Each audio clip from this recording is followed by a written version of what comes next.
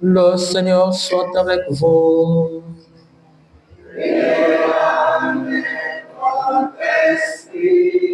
Bonne nouvelle de Jésus-Christ selon ses morts.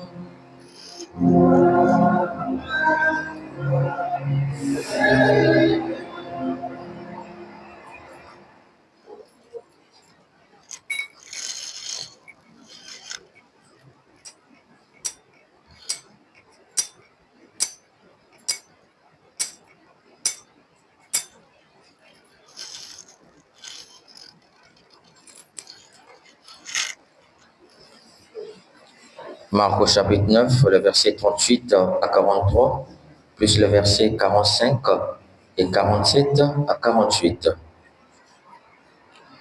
En ces temps-là, Jean, l'un des 12, disait à Jésus: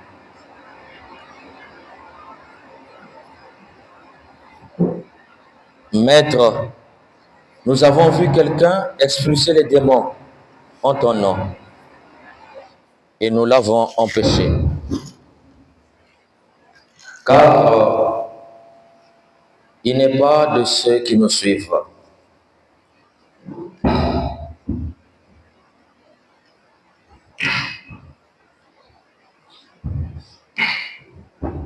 Jésus répondit: Ne l'empêchez pas, car celui qui fait un miracle en mon nom ne peut pas aussitôt après mal parler de moi.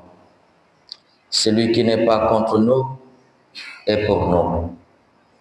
Et celui qui vous donnera un verre d'eau au nom de votre appartenance au Christ, Amen, je vous l'ai dit, il ne restera pas sans récompense.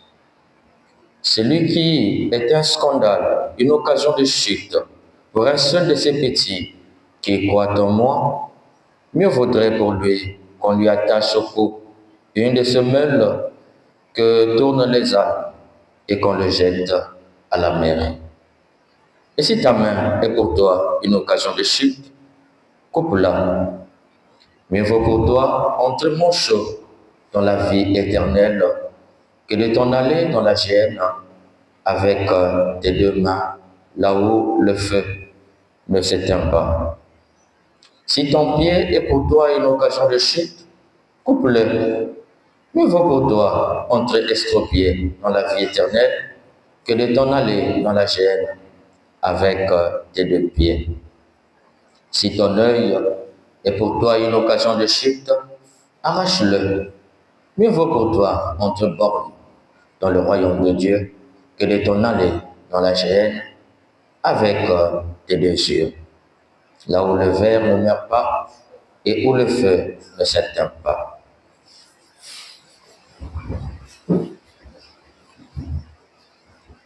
Acclamons la parole de Dieu.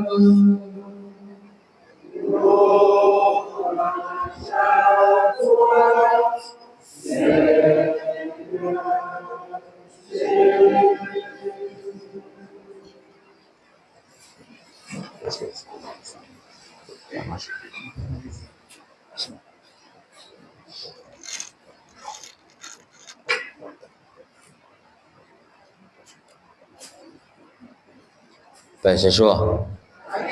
Paix et joie.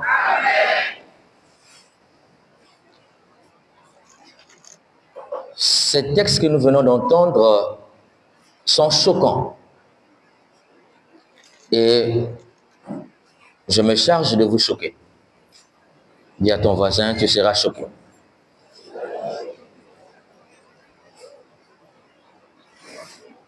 On nous dit dans cet évangile, c'est Jean, l'un des 12, c'est-à-dire que celui qui perçoit facilement le mystère, celui qui voit quelqu'un en train de faire quelque chose. On nous dit, il a vu quelqu'un expulser les démons en son nom.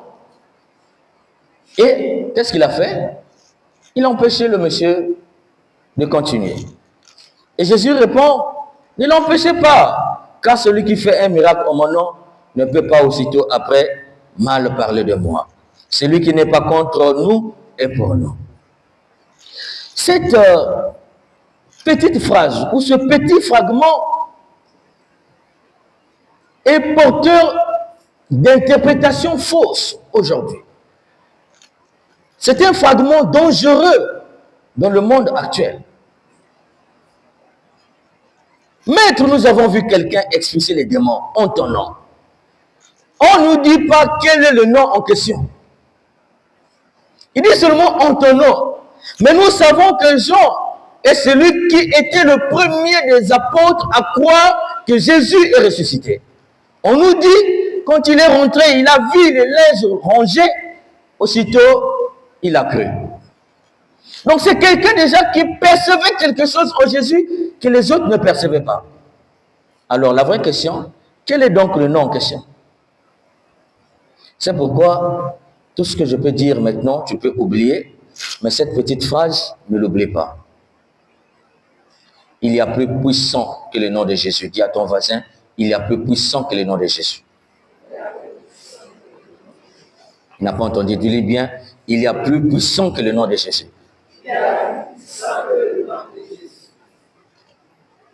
C'est pourquoi j'ai dit, je vais vous scandaliser. Je pensais que vous deviez déjà partir. Vous êtes encore là. Cette phrase ne vous a pas choqué? Croyez-vous qu'il y a plus puissant que le nom de Jésus? Eh bien, moi, je vous dis oui. Il y a plus puissant que le nom de Jésus. Dis encore à ton voisin, il y a plus puissant que le nom de Jésus. Donc, notre thématique de cette homélie a pour titre, il y a plus puissant que le nom de Jésus. Jésus, en hébreu, veut dire quoi? Yehoshua, qui signifie en français Dieu sauve. Mais n'oublions pas, chers frères et sœurs, Israël n'attend pas un Jésus. Hein? Israël attend qui? Il attend qui? Le Messie. Dit à ton voisin, Israël attend le Messie.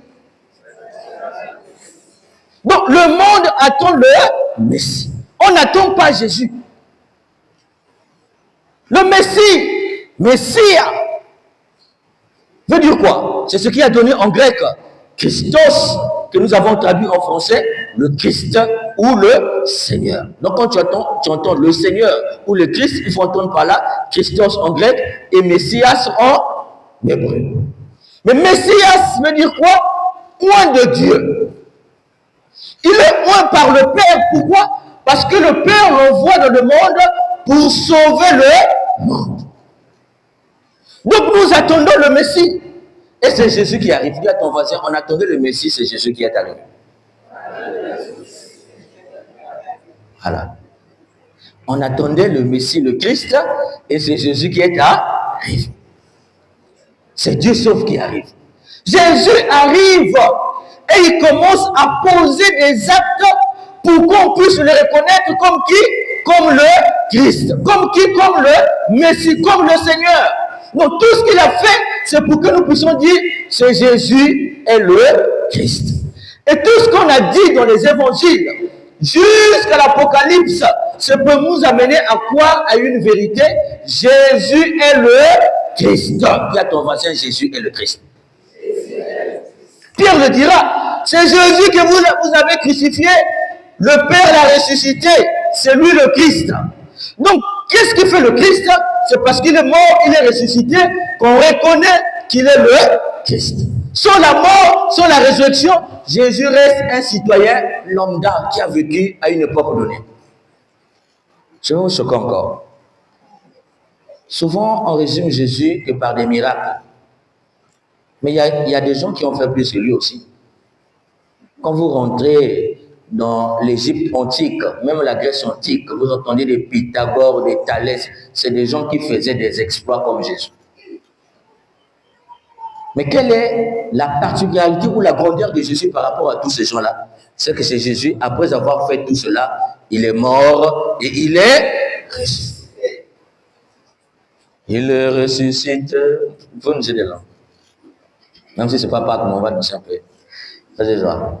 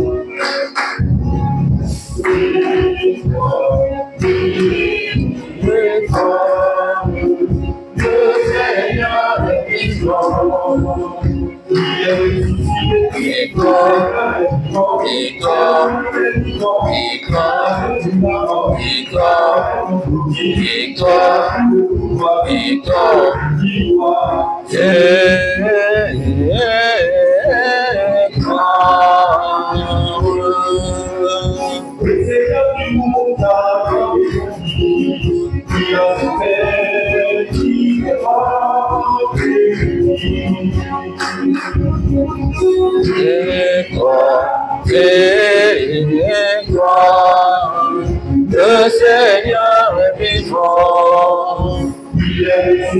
Victoire, victoire, victoire, victoire, victoire, victoire, victoire.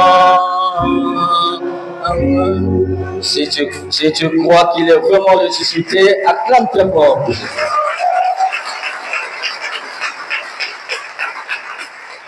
Donc Jésus, il est le Christ. Dis encore ton voisin, il est le Christ.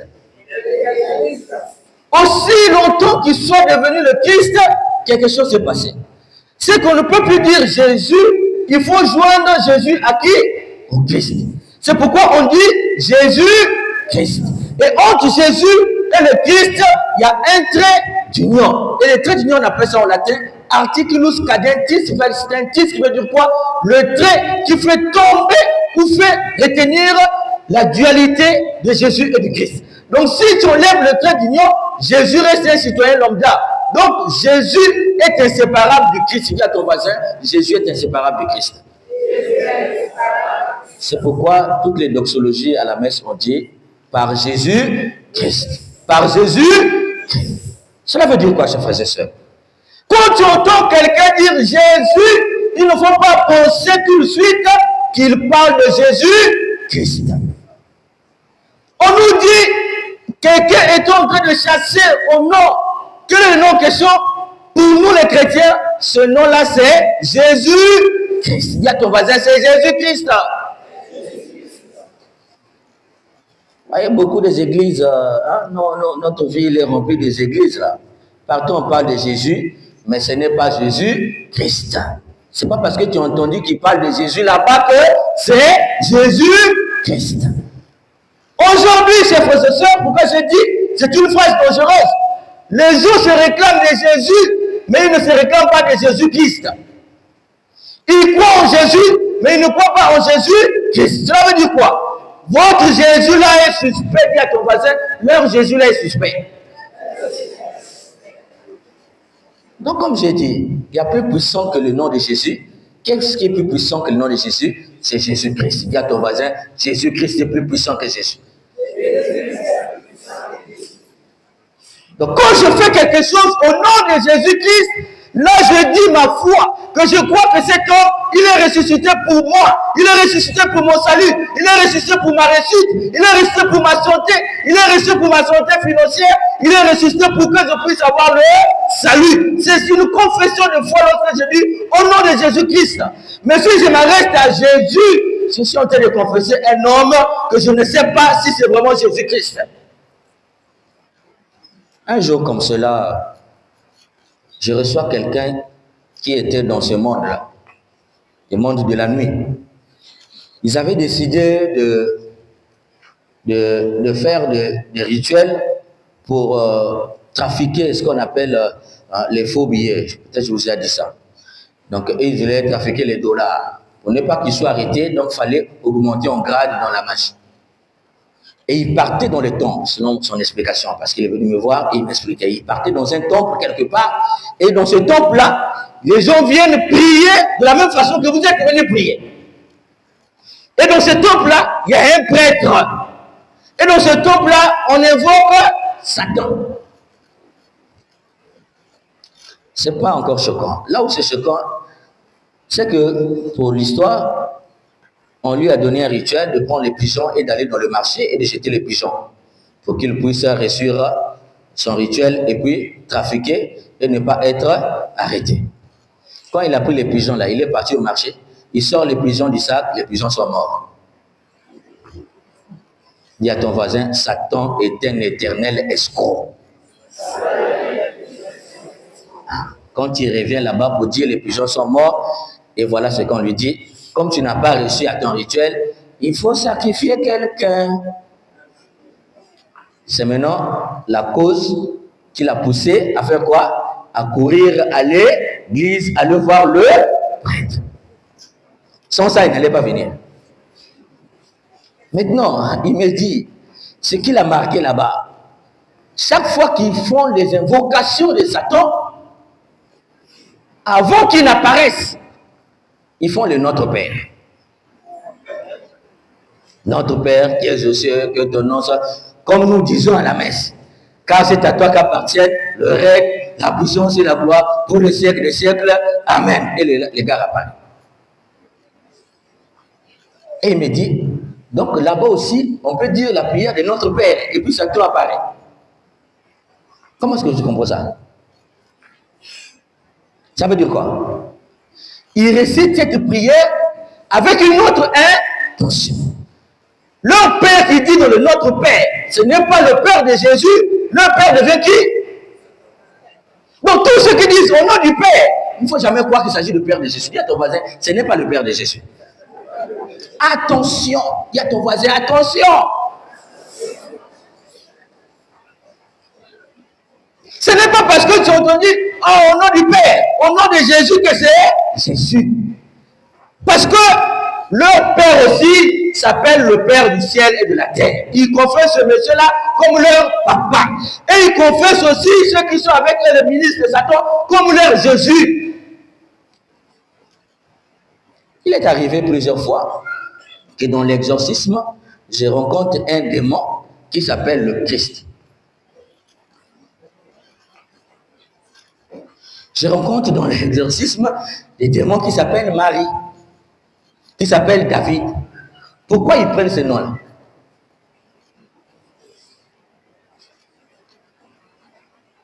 Vous voyez quelqu'un dire au nom de Jésus, mais ce n'est pas notre Jésus-Christ. Ils ont été invoqué un esprit de forêt, un esprit de zone. C'est l'intention avec laquelle ils récitent ce nom-là. Et tu crois que cet homme-là est avec Dieu alors qu'il n'est pas avec Dieu. C'est pourquoi vous voyez beaucoup de gens se font posséder par les esprits qui vont dans les églises. Je vous dis, je suis dans ce ministère qu'on appelle le ministère d'exorcisme. Non, j'ai quelque chose à dire. Vous voyez, parfois vous partez là-bas et ces esprits-là disent, c'est parce qu'ils sont venus chez nous que nous sommes rentrés. Mais pourquoi quand on part là-bas, ils rentrent? C'est parce que celui qui invoquait le nom là, vous croyez qu'il invoquait Jésus-Christ, il invoquait ses esprits. Une fois comme ça, je pose la question, pourquoi tu es rentré dans son corps? Il n'est pas membre de ta famille. Non, il était venu dans notre église et le pasteur m'a dit de rentrer. Donc dis à ton voisin, ne va pas là-bas. C'est pas parce que tu entends Jésus là-bas que c'est Jésus.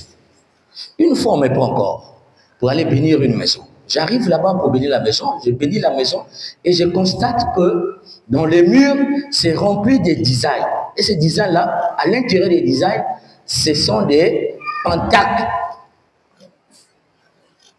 Donc quand tu regardes bien, si tu es attentif, tu vois un œil, tu vois comme un compas, tu vois un saut de David qu'on appelle comment on appelle ça, les pentacles. Et je finis de bénir la maison, je pose à la dame la question, qui vivait ici avant toi? Elle me dit, c'est un pasteur qui vivait ici avant. Et j'étais le nom par respect.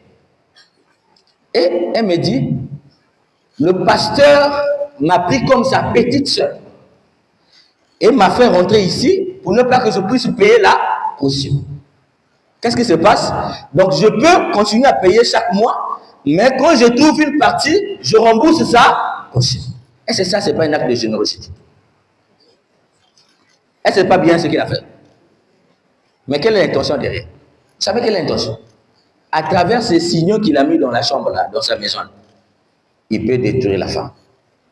Donc le projet, c'est que un jour, cette jeune femme qui est célibataire puisse se retrouver morte dans sa chambre. Il y a ton voisin, fais attention. Cela veut dire quoi? Ce pasteur renommé que vous croyez peut-être, qui sont influents sur les réseaux sociaux, c'est un type de loge. Dis encore à ton voisin, fais attention. J'insiste là-dessus. C'est pas parce que tu as entendu qu'on parle de Jésus là-bas que c'est Jésus. Ce n'est pas parce qu'il parle plus de Jésus là-bas que c'est ton Jésus Christ. Et quand vous les constatez, vous les observez beaucoup, qu'est-ce qu'ils font? Eh bien, ils sont plus des coachs de développement personnel. Ils parlent plus de vos problèmes que de Jésus-Christ. Ils ne lisent même pas les évangiles là-bas. S'ils commencent à parler de la Bible, ils parlent de l'Ancien Testament. Rares sont les fois où ils parlent de Jésus-Christ. S'ils ne parlent pas de Jésus, ils vont parler du développement personnel. Il faut faire ceci pour être une bonne femme. Il faut faire cela pour être un bon mari. Il faut faire ceci pour être un bon directeur. C'est ça leur discours. Et Jésus-Christ, vous les laissez où? Dis à ton voisin, pourquoi il laisse Jésus-Christ? Pose la question à ton voisin. Vous voyez, vous êtes dans l'assemblée comme ça. Et puis, quelqu'un a signé son pacte. Chaque année, il sacrifie au moins 10 personnes dans son temple de prière. Si tu meurs chez toi, qui peut faire le lien que c'est le pasteur? Qui peut savoir que c'est le pasteur? Voilà comment aujourd'hui, comme Jésus l'avait dit, mon peuple périt faute de connaissance. Et nous sommes en train de périr faute de connaissance. Il y a ton voisin, ne périt pas. Ne périt pas, mes chers frères et sœurs. Et moi, je vous dis, chers frères et sœurs, tu peux dire au nom de Jésus, les démons ne fuient pas. Moi, prêtre. J'ai dit au nom de Jésus, sors. Et il refuse de sortir. Une fois, j'ai dit au nom de Jésus, et puis il m'a dit, qui es-tu? J'ai dit, je t'ordonne au nom de Jésus de partir. Il dit, tu me provoques. J'ai dit, sors au nom de Jésus. Et le démon là s'est levé. Il a commencé à me poursuivre dans le bureau. J'ai commencé à tourner au bureau. Je veux sortir. Mais il y a des gens qui m'attendent dehors. Imaginez le scandale, le prêtre a fui le bureau. Et puis j'entends, il me dit, mais tu fais pourquoi? Tu n'as pas l'eau bénite là. Et quand je prends l'eau bénite, j'asperge sur la personne infestée, la personne tombe. Cela veut dire quoi, chers frères et sœurs? Il y a plus puissant que le nom de Jésus, c'est Jésus-Christ. Mais Jésus-Christ a des symboles. Il y a ton voisin, Jésus-Christ a des symboles. Donc, ce qui est plus puissant que le nom de Jésus, ce sont les symboles de Jésus. Dis à ton voisin, ce sont les symboles de Jésus. Sois fier de porter les symboles de Jésus. Dis à ton voisin, sois fier de porter les symboles de Jésus. Et quand vous voyez sur Internet, là, les pasteurs font la main comme ça, les gens tombent. Il fait la main droite comme ça. Il est en train de chercher le démon. Ce sont le théâtre. Dis à ton voisin, c'est du théâtre. Ah, il n'a jamais vu le démon, le pasteur. Il va voir les démons, il va voir. Tu dis au nom de Jésus, tu récites une prière d'exorcisme, la personne te regarde, le démon est là, il rit. Mais d'ailleurs, pour qu'il puisse se manifester d'abord, pour savoir qu'il est dedans, tu imposes les mains. Quand j'impose les mains, le premier rituel, si c'est un démon qui est faible, il réagit. S'il est fort, il résiste. Je prends la croix. Quand je prends la croix, je mets sur le visage, je récite le sang du Christ. Il y a des démons qui réagissent, d'autres refusent. Ils sont encore là. Et il faut prendre le Saint-Sacrement. Quand tu prends le Saint-Sacrement, c'est là qu'il se manifeste. Donc le symbole de Jésus, c'est le Saint-Sacrement. L'Eucharistie. C'est pourquoi Jésus, avant de partir, il a révélé l'Eucharistie. Vous savez, la dernière parole de Jésus, c'est prenez, mangez, ceci mon corps qu'il a révélé à ses apôtres, après il est parti pour être tué. Quelqu'un qui te révèle à la fin de sa vie ce qui est plus cher, et toi tu gardes seulement sa parole, tu refuses le gaz. Dis à ton voisin, les symboles de Jésus sont plus puissants. Voilà. Quand tu prends le Saint-Sacrement, et je vous dis, parfois il résiste encore. Il faut faire ce qu'on appelle le Jéricho. Donc tu tournes 7 fois et tu menaces au nom de Jésus. Si tu quittes au nom de Jésus-Christ, si tu refuses de partir, tu vas directement en enfer. C'est là où il commence à lâcher. Et puis dans les démons, il y a des sorciers. Un démon, surtout si la personne est baptisée, c'est plus facile. Mais quand la personne n'est pas baptisée, on doit encore baptiser. Parce que les démons refusent. Et pourtant, on nous a dit que le nom de Jésus est puissant, non? Et pourquoi quand tu n'es pas baptisé, on dit le nom de Jésus, les démons peuvent te frapper? Il faut te baptiser d'abord pour que tu puisses être marqué du signe du Christ. Et là, on prend les symboles de Jésus, ça agit en toi. Et quand on prend ces symboles-là, on récite ça sur toi, on fait le mur de Jéricho, et là, on constate que le démon fouille. Parfois, on prend le siège pascal, l'eau du siège pascal, je mets sur quelqu'un, et la personne est sauvée. Ça veut dire quoi? Les symboles de Jésus sont extrêmement puissants. Donc, nous, chrétiens, pour chasser tous les démons de nos vies, ayons avec nous les symboles de Jésus. Dis à ton voisin, aie avec toi les symboles de Jésus. Et pour finir, un jour, il y avait un monsieur, un ivrogne, il ne priait pas. Il ne priait pas. Et il voit un jeune qui passait et qui vendait les objets de piété là, les symboles de Jésus. Il prend l'image de Jésus sur la croix et il paye. Les gens qui le voyaient boire se sont dit, c'est sûr que c'est l'effet de la dopamine, parce que ce type-là, il ne prie pas. Il a pris l'icône de Jésus, il est allé sur lui. Il a placé ça au mur et il a dit, je voyage. On m'a dit que toi, tu protèges. Si je vais, je reviens, parce que dans ce quartier, il y a trop de voleurs. Si on a volé quelque chose de ma maison, dès que j'arrive, je te prends, je te mets à la poubelle. Non seulement à la poubelle, je vais te brûler. C'est ça. Il est parti. Quelques jours plus tard, il revient. Quand il revient, il ouvre la maison, il voit qu'on a déplacé la télé, mais on n'a pas pris. Il voit qu'on a déplacé beaucoup de choses, et il constate dans la chambre, il y a un voleur. Le voleur est assis. Ce qui est bizarre, la porte est ouverte. Donc, là où il est rentré, il pouvait aussi sortir. Et il pose la question, mais tu pouvais voler et partir? Il dit non, je suis ici, on m'a enchaîné, et puis je ne vois pas de sortie. C'est là où il comprend que Jésus, il sauve réellement. Dis à ton voisin, Jésus sauve réellement. Et il s'est baptisé. Aujourd'hui, c'est un chrétien catholique. Il a compris que les symboles de Jésus, c'est le signe par lequel Jésus nous a sauvés. Qui prend les symboles de Jésus, les démons savent déjà que lui là appartient à quelqu'un qui l'a terrassé et il ne peut rien avec toi. Dis à ton voisin, il ne pourrait rien avec toi si tu as les symboles de Jésus. Si tu as ton chapelet, il ne pourra rien avec toi. Dis à ton voisin, si tu as le chapelet, il ne pourra rien. Si tu as ta poids, il ne pourra rien. Dis à ton voisin, si tu as ta poids, il ne pourra rien. Si tu as ta médaille, il ne pourra rien. Dis à ton voisin, si tu as ta médaille, il ne pourra rien.